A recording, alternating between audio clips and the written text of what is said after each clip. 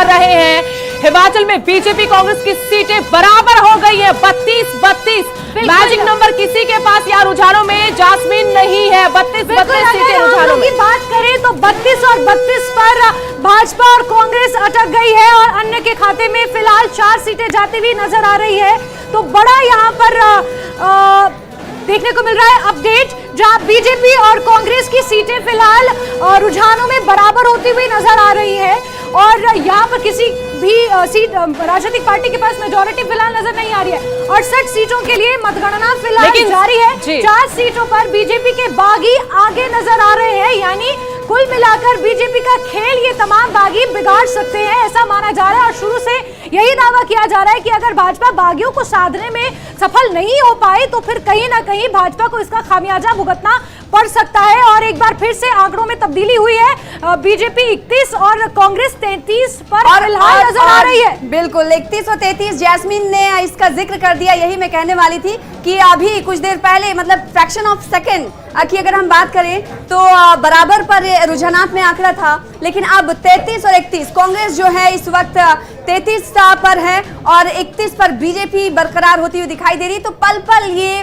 जो आंकड़े हैं, जो रफ्तार है रुझानात की, वो बदलती हुई नजर आ रही है। लेकिन एक चीज साफ है कि हिमाचल प्रदेश में कहीं ना कहीं जो बात पहले से चली आती आई है कि जो मुकाबला होता है वो कांटे का होता है, नेक टू नेक होता है, वो एक बार फिर से सुदेश साबित हो रहा है। बिल्कुल, लेकिन यहाँ पर बागियों का जिक्र करेंगे। बड़ी खबर से रूबरू हम करवा रहे थे कि हिमाचल में 68 विधानसभा सीटें, जहां पर 32-32 रुझानों में दोनों पार्टियां आगे चल रही। 32 सीटों पर बीजेपी तो 32 सीटों पर ही रुझानों में कांग्रेस आगे है। नालागढ़ से अब सिलसिलेवार तरीके सीट का जिक्र करते हैं। निर्दलीय आगे केएल ठाकुर, इनका पहले भी हमने जास्मीन जिक्र किया था सना कि केएल ठाकुर टिकट के चाहवान थे, टिकट मिलना भी चाहिए था, ऐसा इनके कार्यकर्ता और पार्टी के अंदर खाते बातें हो रही थी। लेकिन जब टिकट नहीं मिला तो निर्दलीय उतर गए। निर्दलीय उतरे तो फिलहाल रुझानों में काफी आगे है। लेकिन चिंता की बात बीजेपी के लिए नहीं है, क्योंकि मुख्यमंत्री से मिलने पहुंच गए थे। बहुत पहले यही चीज मैं मेंशन करने वाली थी। और लखविंदर सिंह राणा अपनी जीत को लेकर इतने ज्यादा आश्वस्त थे, उन्होंने ये दावा कर दिया था सुरेश कश्यप के सामने कि मैं नालागढ़ की सीट तो आपकी झोली में डाल के ही रहूंगा। लेकिन अब यहाँ पर जो अपडेट निकल कर आया है, लखविंदर सिंह राणा पीछे चल रहे हैं और केएल ठाकुर आगे चल रहे हैं। लेकिन जिस तरीके से सुदेश आप कह रही हैं कि शायद माने हैं या नहीं बतौर निर्दलीय, ये अभी तक स्पष्ट नहीं है। क्योंकि जब राजेंद्र हमारे सहयोगी ने उनसे बात की तो उन्होंने कहा कि नहीं नहीं ऐसा कुछ नहीं है, मैं मिलने नहीं गया था, लेकिन तस्वीरें ओक ओवर के बाहर उन्हें देखा गया था। तो मनाने की उन्हें पूरी कोशिश होती रही। अब माने हैं या नहीं, ये तो जैसे जैसे समय बीतेगा, आज का दिन बीतेगा, पिक्चर क्लियर होगी, उसके बाद ही पता चलेगा कि वो पिक्चर हिट है या फिर फ्लॉप। बिल्कुल, बंजार सीट पे निर्दलीय आगे हितेश्वर सिंह, महेश्वर सिंह के बेटे हैं, टिकट के लिए मेहनत कर रहे थे, लेकिन जब नहीं मिला तो अपने बनाए मन से ऐलान कर दिया कि देखिए हम तो चुनावी दंगल में उतरेंगे, ताल ठोकेंगे। महेश्वर सिंह के जरिए मनाने की कोशिश हुई, लेकिन नाकाम रही बीजेपी। अब हितेश्वर सिंह जो निर्दलीय चुनाव लड़ रहे हैं, रुझानों में आगे चल रहे हैं। बिल्कुल, जब आगे की बात होती सुदेश तो पीछे भी देख लेना चाहिए। पीछे की अगर हम बात करें तो भारतीय जनता पार्टी के सुरेंद्र शौरी पीछे चल रहे हैं। इसी तरह की इंटरेस्टिंग फाइट हम आपको दिखाते रहेंगे। बंजार की जो फाइट है वो अपने आप में इंटरेस्टिंग है ना, क्योंकि जैस्मिन इस पर विश्लेषण आपका चाहेंगे। बंजार कहा जा रहा है लेकिन अबू हुरैरा जुड़ चुके हैं। अबू हुरैरा क्या अपडेट है आपके पास? बिल्कुल सना, देखिए इस वक्त शिमला से कुछ अपडेट आ रहा है, बहुत जल्दी हम आपको अपडेट बता दे अपने सहयोगी से क्या कुछ अपडेट है शिमला से। शिमला से जुब्बल कोटखाई सीट से चेतन सिंह ब्राक्टा जो है वो 4355 वोटों से आगे चल रहे हैं। ये 5वें राउंड की गिनती है। बीजेपी के चेतन सिंह ब्राक्टा लीड कर रहे हैं अभी। तो शिमला की अगर हम बात करें तो जुब्बल कोटखाई से इस वक्त चेतन सिंह बरगटा जो है वो इस वक्त अब आपके पास आएंगे और यहाँ पर सीट का विश्लेषण करना चाहेंगे। चेतन बरागटा 2021 में उपचुनाव हुआ था, उनके जो पिता थे नरेंद्र बरागटा, उनके निधन के बाद सीट खाली हुई थी और चेतन बरागटा को बीजेपी ने टिकट नहीं दिया। अब एक बार फिर से घर वापसी हुई, टिकट मिली तो आगे चले, 4000 की लीड ले चुके हैं। रोहित ठाकुर जिन्होंने यहाँ पर बीजेपी का किला भेद कर ये सीट कांग्रेस की झोली में डाली थी, वो काफी पीछे चल रहे हैं। जुब्बल कोटखाई की सीट का जिक्र करना इसलिए भी जरूरी है क्योंकि उपचुनावों में जब जुब्बल कोटखाई की सीट कांग्रेस के खाते में आई तो कांग्रेस पार्टी जो है वो जुब्बल कोटखाई की सीट को लेकर काफी आश्वस्त रही और वही यहाँ पर दिखता हुआ भी नजर आ रहा है कि आश्वस्त सिर्फ इसलिए रही क्योंकि कहीं ना कहीं कांग्रेस को यह पता था कि उपचुनावों में हमने अपना जनाधार खड़ा कर दिया है और आगामी विधानसभा चुनाव चाहेंगे कैमरा पर्सन से इसको जूम करके दिखाइए वो चेहरे हैं जो बाजी पलट सकते हैं, बीजेपी की तरफ भी जा सकती है बात। जुब्बल कोटखाई विधानसभा सीट जहां से चेतन सिंह बरागटा युवा चेहरा है और विरासत इनको मिली है राजनीति के अपने पिता से, कैबिनेट मंत्री इनके पिता रहे, लगातार जीत दर्ज करते रहे। अब जुब्बल कोटखाई में क्यों घर वापसी के बाद टिकट मिला है तो चेतन सिंह बरागटा यहां से आगे और उनका मुकाबला सीधे सीधे कांग्रेस के उम्मीदवार के साथ था, रोहित ठाकुर के साथ था। लेकिन चेतन बरागटा के साथ जो उपचुनाव में हुआ, इन्होंने अपनी जीत भले ही दर्ज नहीं कर पाए, लेकिन बीजेपी की उम्मीदवार जो वहां से थी उनकी जमानत जब्त करवा दी थी। अब यहां पर रोहित ठाकुर के लिए सना एक बड़ी मुसीबत बन गई। बिल्कुल जाहिर सी बात है। तो बीजेपी जुब्बल कोटखाई की बात हो रही है, जिस पर विश्लेषण पूरी तरीके से जैस्मिन और इस वक्त सुदेश कर रही थी।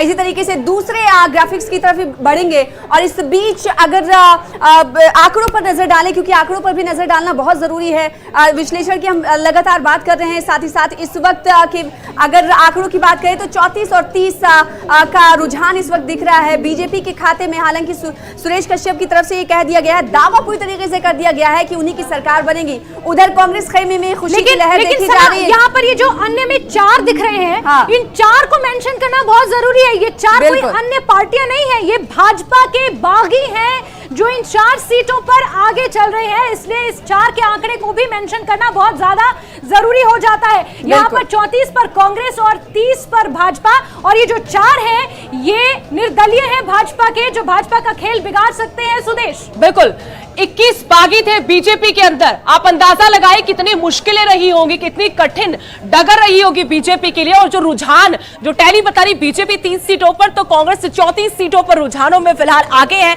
लेकिन जहां अन्य लिखा हुआ है उसके ऊपर आंकड़ा बदल चुका है, 0 से ये आंकड़ा 4 में तब्दील हो चुका है। ये सभी चारों सीटें जो हैं जिन पर रुझानों में बीजेपी के बागी ही आगे चल रहे हैं। क्या बीजेपी के बागी भारी पड़ेंगे? अगर देखिए कांग्रेस मैजिक नंबर 35 तक नहीं पहुंच पाई और बीजेपी भी नहीं पहुंच पाती, तो बीजेपी इस जुगाड़ में पहले लग चुकी थी कि हम फिर बाकी सब कुछ चीजें कर लेंगे। तभी तो बीजेपी के जो बागी थे, लग रहा था कि जहां पर वो वर्चस्व कायम कर सकते, जीत हासिल कर सकते हैं, तो उनके संपर्क में लगातार रही। बिल्कुल के पास संपर्क की बात हो रही है। अबू हुरैरा फिर से जुड़ गए हमारे साथ।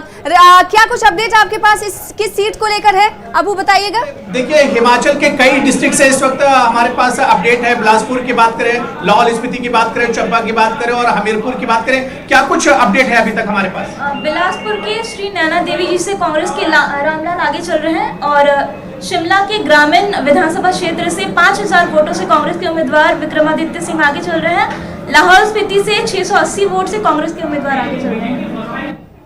अगर विक्रमादित्य की बात करें 5000 से ज्यादा वोटों से इस वक्त लीड कर रहे हैं। और इसके अलावा अगर हम बात करें तो लाहौल स्पीति की यहां से कांग्रेस इस वक्त बढ़त बनाए हुए है। शुरुआती रुझान में हमने देखा था कि लाहौल स्पीति से बीजेपी एक तरह से बढ़त बनाई हुई थी, लेकिन इस वक्त यहां पर कांग्रेस से बढ़त बनाए हुए है। बिल्कुल बहुत यहाँ पर लाहौल स्पीति का जिक्र करना इसलिए जरूरी है। रामलाल मारकंडा पहले तो बढ़त बनाए हुए थे और हम बार बार ये चीज मेंशन कर रहे हैं कि भाजपा के जो मंत्री हैं कहीं ना कहीं उनकी साख अब दांव पर लगी हुई है। विक्रम ठाकुर को छोड़कर जसवा परागपुर से भाजपा का कोई भी ऐसा मंत्री नहीं है जो कहीं ना कहीं लीड लेता हुआ नजर आ रहा है। तमाम मंत्री ऐसे हैं जो हारते हुए नजर आ रहे हैं और कांग्रेस पार्टी उनकी जगह लीड लेती हुई नजर आ रही है। और वही हाल लाहौल स्पीति में भी सना होता हुआ देखने को मिल रहा है। जैस्मिन सही कह रही है, रामलाल मारकंडा लीड लेते हुए नजर आ रहे थे और बहुत शांत स्वभाव के हैं, चुपचाप अपना काम करते हैं। लेकिन इस बार शायद उनकी छवि लोगों को